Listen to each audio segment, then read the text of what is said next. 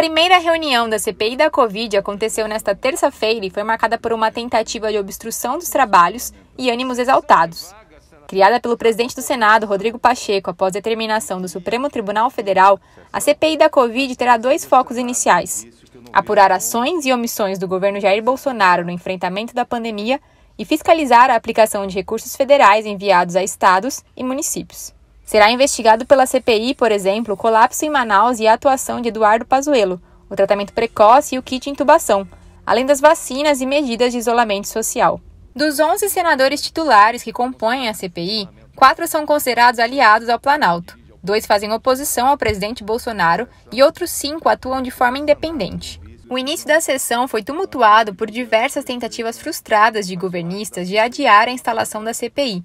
No fim, por 8 votos a 3, a maioria dos integrantes da CPI da Covid escolheu o senador Omar Aziz, do PSD do Amazonas, como presidente do grupo. Não dá para a gente discutir questões políticas em cima de quase 400 mil mortos. Eu não me permito fazer isso.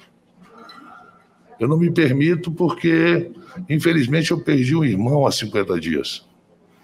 E eu não veria uma CPI dessa, senador Girão, querendo puxar para um lado contra outro. Não haverá prejulgamento pela minha parte.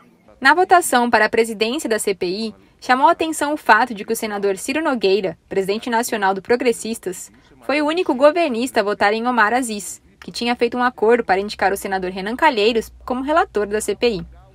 Renan Calheiros não só é crítico do presidente Jair Bolsonaro, como também é aliado do ex-presidente Luiz Inácio Lula da Silva, do PT. Assim, ao assumir o posto de presidente, Omar Aziz indicou imediatamente Renan Calheiros como relator, em uma derrota para o Palácio do Planalto.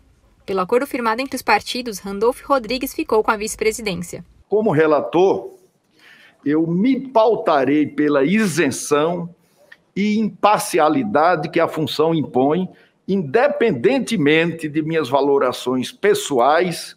A investigação será técnica, profunda, focada no objeto que justificou a comissão parlamentar de inquérito e despolitizada. Nas redes sociais, bolsonaristas bateram na tecla de que Renan não poderia integrar a CPI por ser pai do governador de Alagoas, Renan Filho, do MDB.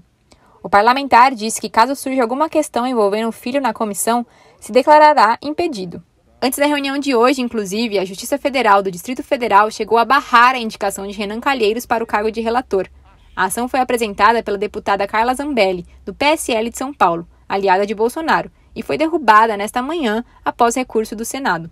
A esdrúxula decisão judicial de ontem, decisão precoce, sem eficácia e talvez com consequências imprevisíveis, assemelha-se a algumas recomendações de tratamento que deram em relação ao enfrentamento à pandemia.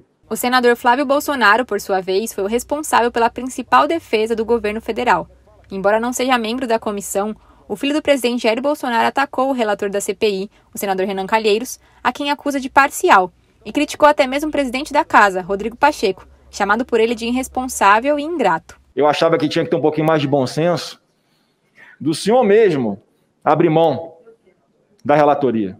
Mas, como já parece que há tudo articulado aqui já, eu acho que isso dificilmente acontecerá, porque além do óbvio impedimento, pelo senhor já ter antecipado com a sua posição sobre isso tudo, publicamente, há sim uma suspeição sobre o senhor.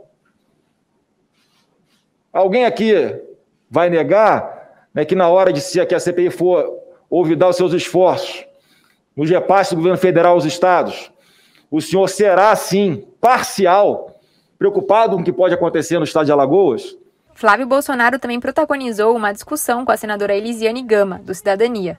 Flávio foi acusado por ela de ter se manifestado de forma machista ao criticar o que ele definiu como desinteresse das senadoras na comissão. Quero dizer que eu, Elisiane Gama, e nenhuma das senadoras vai admitir ironia machista em relação às mulheres.